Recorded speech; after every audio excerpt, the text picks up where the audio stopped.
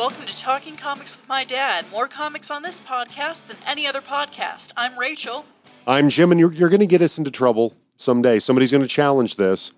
Oh, come on. They're going to challenge that statement. But it's like you can't really legally argue that in court, though, because I mean, who's going to be the plaintiff? Who's going to be arguing that we have more comics? I know. I think we do. I really do. I think we do. Yeah, I would agree. Anyway, I'm Jim. I'm Rachel. By the way. Yeah. So let's start it out with the latest on The Flash.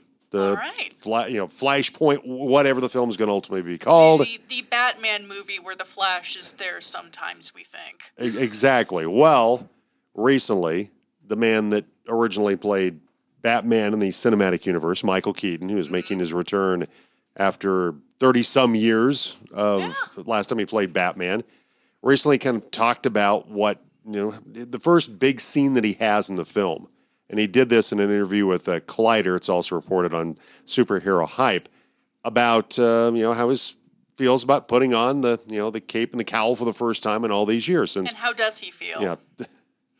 Well, he said it was weirdly and ironically easy, a little bit emotional, just a rush of memories without giving anything away, which I can't. Basically, the first shot, not of the entire movie, but let's say the introduction of Batman is so good. We walked on and started talking about a couple of shots and the angles, and I went, whoa, this is big. This is great. I don't even mean for me, just the imagery. It's great and reminiscent to some degree of Tim Burton. Nice. So well, hey. When you hear him gush like that about the vision of Andy Muschietti in the new Flash film, I'm already pumped about the film. I think it's going to be great, but it just gets me even more excited about what this film could ultimately be, how good it could eventually be. I'm feeling optimistic. I hope there's at least a little bit of the Flash in it, but it sounds like it's going to be a great reintroduction. I like Michael Keaton as Batman. I do too. And of course we'll have Batfleck. Ben Affleck will reprise, his version of Bruce Wayne. I feel kind of bad in a way for Ezra Miller because it's supposed to be his film, but what are we spending 90% of our time talking about? Batman. Or 95% of the time about this film. It's about Keaton playing Batman and Affleck coming back to play Batman and Ezra Miller's Supergirl just like, geez, dude, what am I? Ezra Miller's like, come on, man, it's supposed to be my film and. It's called Flashpoint. It's there in the title. Come on. Cut me some slack. Speaking of the Batman universe, I know you were thrilled when I told you about this. I am genuinely thrilled about this. Of course, Batman Returns, the final time Michael Keaton played Batman back in 92. Mm-hmm. And one of the villains that he faced in that film was one Oswald Cobblepot, the Penguin, played by Danny DeVito. Danny DeVito, my man. A great turn as the Penguin, by the way. Oh, perfect for the role. Like, dude was born to play the Penguin. And so, because there's the Gotham City Villains Anniversary comic that's coming out that commemorates the 80th anniversary of really the majority of the core, rogues gallery, of guys of villains he's faced over the past. All your stables, your Jokers, your Poison Ivies, your Scarecrows. Scarecrow, who is greatly undervalued in my opinion. Absolutely. In some ways, to me, not far from the Joker being one of the more dangerous, impressive villains that Batman faces. Well, listen, does the Joker have a doctorate? I don't think so. No. And Penguin dates back to 1941, by the way. Yeah. But Danny DeVito, who of course played him in the film, is going to write a Penguin short story that's going to be part of Gotham City Villains Anniversary Giant #1, as they're calling it. I think that's pretty cool that you have an actor that played that role and did an iconic portrayal of the Penguin is going to write a story about the Penguin. Really cool. And I don't even know if he's published anything that's out there, but I've never read any of Danny DeVito's writing, so I'm intrigued. Also, cover for this is going to be by Lee Bermejo. Saw a little bit of it. I love him. He's one of my favorite comic artists. Look, just absolutely fantastic, kind of noirish. He also did the art for the Joker comic, which was very interesting, very, very good art-wise. So, all right, move on from the DC universe to the Marvel universe, where the trouble continues. Scarlett Johansson, suing Disney over the release of Black Widow, Emma Stone online. potentially joining her in the lawsuit for Disney Plus. And then you had Disney CEO Bob Chapek that he confirmed that Shang-Chi and the Legend of the Ten Rings is going to come out in theaters only. Mm-hmm. And he said, it's an interesting experiment for us because it's only got a 45-day window before it ends up on Disney Plus, which people have taken that as it's an experiment because it's a movie that is centered on an Asian character, the majority leads and the whole thing, and that they're taking this risk and experiment on this film. And it could hypothetically be an excuse for them if it bombs to go, well, you see, movies with Asian leads just don't sell, and it's not a good look. It's not a good look. And it never helps too when you've got the star of the film, Simu Lee, right? Simu Liu. Simu Liu, thank you. Simu Liu, who took to Twitter to say, we're not an experiment. We are the underdog, the underestimated. We are the ceiling breakers. We are the celebration of culture and joy that will persevere after an embattled year. We are the surprise. Then he says some stuff that we could say on a podcast, but I don't need to say it. And it's very well written. Yeah. I mean, he's very eloquent in talking about how he feels about this, where I feel like were I in his shoes, I would not be so well-spoken because I'd be pretty angry. Yeah, I just, you want this film, if you're Disney, you want this film to do well. You don't experiment with a Marvel movie. No, if you thought that maybe it wasn't going to have the reach, right, mm-hmm. that they hope it will, that maybe it should just been a Disney Plus, maybe you should start as a series, or do something on Disney Plus if you're concerned about that. And if you're worried that it won't have the reach, isn't that all the more reason to give it as much, as much visibility as possible so more people can see it? Right, and they've compared the numbers to Suicide Squad, which came out on HBO Max as well. Mm-hmm. And I know we're not going to review that yet because you haven't seen it yet. I thought it was really, really good. Yeah. But it did I think $26 million theatrically when it came out the first weekend. It only did like $7 million the following weekend, which in the case of this film being a theatrical release first, it's going to have a really good shot of obviously exceeding what Suicide Squad did. Yeah. But I just think if you're in charge of Disney and you're making it sound like, well, we're just not sure anybody's going to like it, we're taking a big risk, that's unfair to the people that worked really, really hard on that film. Exactly. And to those that I could see why they would be upset, they would feel like, look, we feel insulted by, it's a film that it's the first real superhero film to be focused on Asian characters. Yeah. And to feel slighted, I don't blame them for feeling that way. And I think too, there's a whole other can of worms in that it's, COVID is still very much a thing, believe it or not. And there's going to be a lot of people I've seen plenty of people saying that I don't want to go to the theater. I don't want to risk it right now. And that's perfectly understandable to not want to go out in the middle of a pandemic still. And not having that streaming readily available is going to hurt that as well. So yeah, with the Delta variant rearing its ugly head right now, and I could get why people would be less than excited about going out to a film, even if you've been vaccinated. I get that right now, and and I like to think that the Chapek wasn't trying to imply we don't think it's going to do well because it's focused on an Asian character. I'd like to think that because of the circumstances we're in right now, that's the thing. But the way he said that, just I could see why you would feel why Simu Liu. Thank you. I keep my second part I keep screwing up on. Simu Liu, I could see why he'd be offended by that. Like, look, man, I put a lot of my heart and soul into this character and being in this movie, and it's one more in the series lately of Disney shooting itself very visibly and painfully in the foot. All right, move on to something that's near and dear to you. Yes! I've always liked Spawn. You're much more the Spawn fan than I am. I'm a child of the 90s. Listen, even though I was a baby when Spawn was at its prime, I still love me some Spawn. Well, the Todd McFarlane reboot of Spawn is still, it's been kind of going on for 4 years now, trying to get this reboot to happen. And it sounds like that they finally have the writer for the Spawn film, the reboot of it, Brian Tucker, will take on, will take on trying to write the screenplay for this. His only writing credit, according to Superhero Hype, is Broken City, which had Mark Wahlberg and Russell Crowe. They came out in 2013.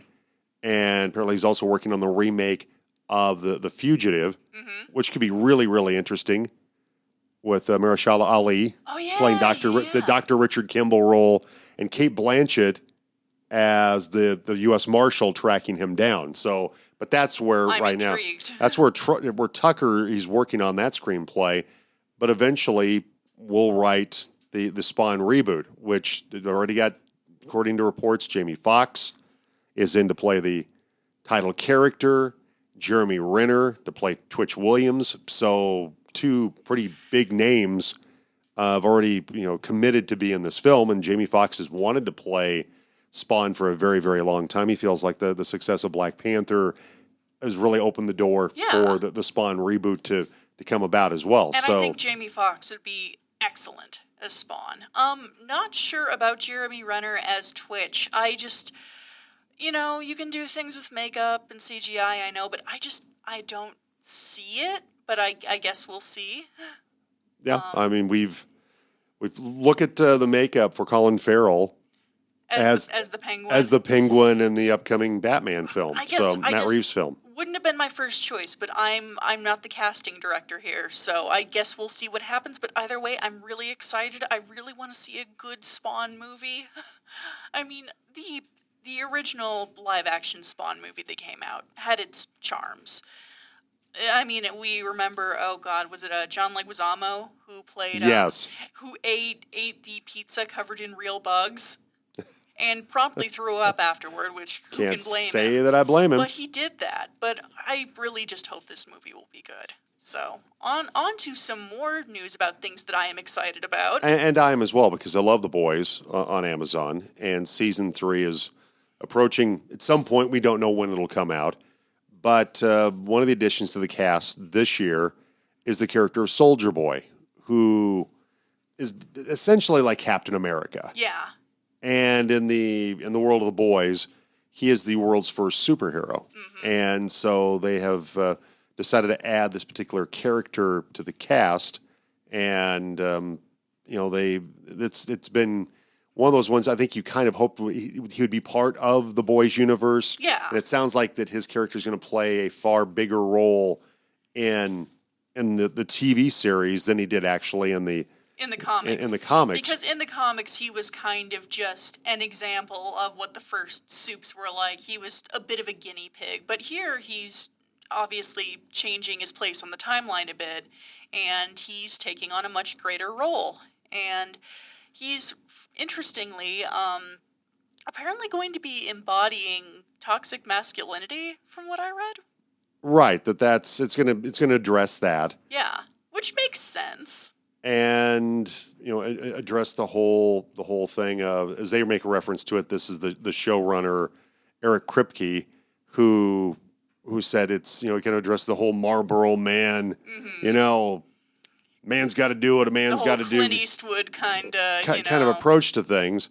And Jensen Ackles, who was in Supernatural, there's a tie there because Kripke worked on that show as well. And they would occasionally text each other, apparently, like, no big deal, just talking to Jensen Ackles, now and then.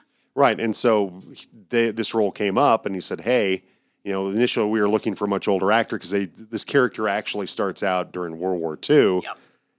They were looking for somebody older, but they've kind of changed the timeline a little bit for Soldier Boy. So Jensen Ackles now is actually a good fit for what they're looking for this character.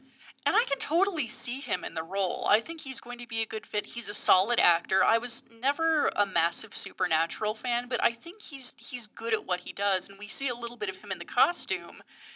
He looks good. Yeah. He looks real good. Yeah. So there's a lot of people that are excited about season 3 of obviously this very irreverent take on superheroes and from Garth Ennis, and I know season 3 that folks like Anthony Starr, who plays Homelander, who said that it's going to be the best season of this yet, and some really interesting storylines. We've talked about it before. It sounds like they jump ahead a little bit They do. in terms of years. So that'll be interesting to see how they progress the story moving forward with Huey and Billy Butcher and all the guys. I'm looking forward to watching it. As soon as it comes out, I'm going to be ordering myself a pizza and some cheesy bread and just go into town on this.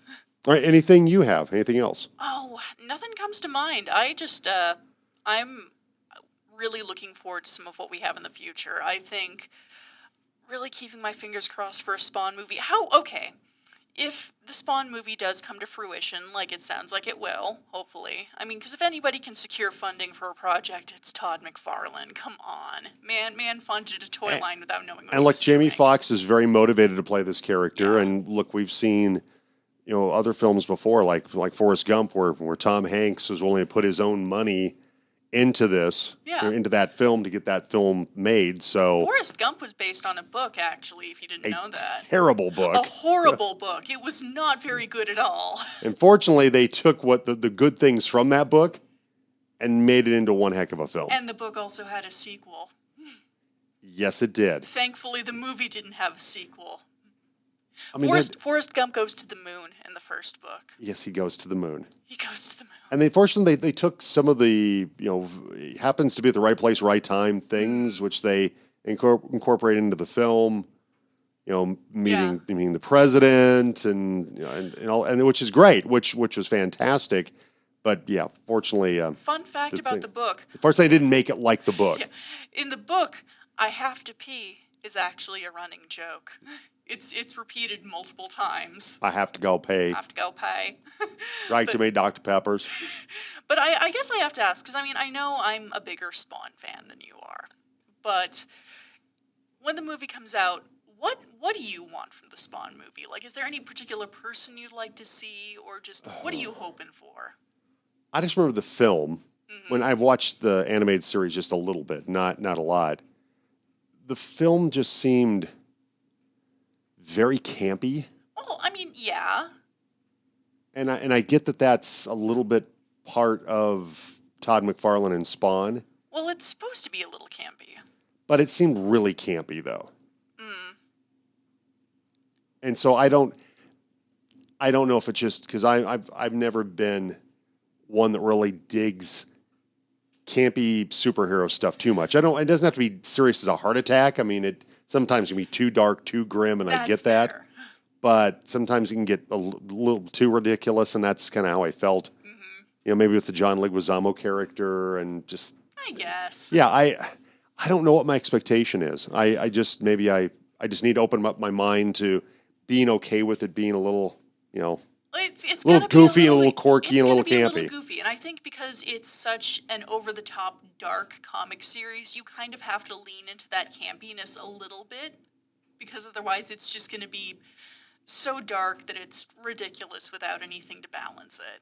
I will say, I have, I know this probably won't happen, but I do have some dream casting in that I would really love to see John C. Reilly play Billy Kincaid, the murderous ice cream man. Oh, yes. I think he would be a fantastic choice. I mean, if you've seen his Dr. Steve Brule stuff, he does a good job playing that kind of like man-child sort of character, and I think he could take kind of an evil twist on that with this. Right. I'm interested to see what the approach is, how much it's like the film, the original film, how much they try to create some separation between that film and this one. I'm hoping for some better CGI fire in this one.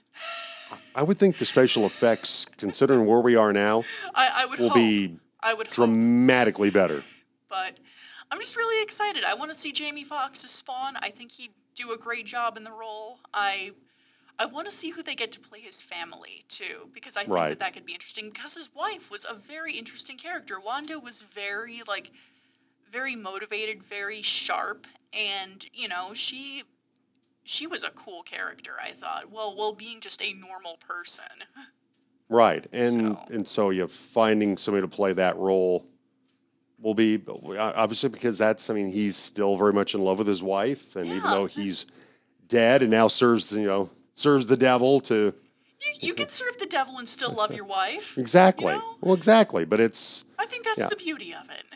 And, just the overall look, how how they do the chains, all the CGI stuff, and for Jamie Foxx, this is interesting because it's a character where you're not going to see him facially a ton. No. And when you do, it's except for early on before he, Yeah, when he's still Colonel Al Simmons. Then what how they have that makeup look, and he's gonna look like Hamburger for most of his screen time. Yes, he will. But between him and Deadpool, could be like the most scarred, nasty-looking superheroes. They can have a sitcom. They can call it the Butterface Buddies. Butterface Buddies. That might work like CW or something, Exactly. since they love to do superhero stuff. Oh yeah, might be a little too CW. dark and edgy for them, though. Probably. Well, maybe. But I guess that's all we have time for now on the show. But until next time, I'm Rachel. I'm Jim. And we'll see ya.